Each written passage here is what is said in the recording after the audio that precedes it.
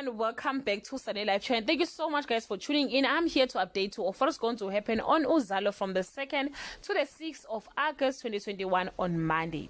Sibonelo is willing to risk it all for Sweetie. Sambulo wants to make Zekhethelo a permanent part of his life.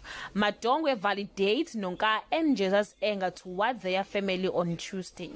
Nosipho step on the wrong toes. Zekhethelo accepts Sambulo's proposal but is given a grueling test of character, and the Xaba family begins their healing process on Wednesday. Nosipho bites off more than she can chew, and her life ends up in the grave danger on Thursday. Zekhethelo takes a giant step. Nosipho stumbles upon a new obstacles in her business.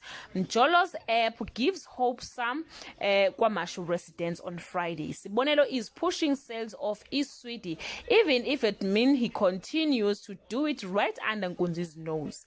Zekhethelo is protective of her man when she gets jealous of younger women around him. The Sihlobos are like babies, or are like babies over candy about the new dating app. Guys, this is all I have for today. You can leave your comment below and share your opinion.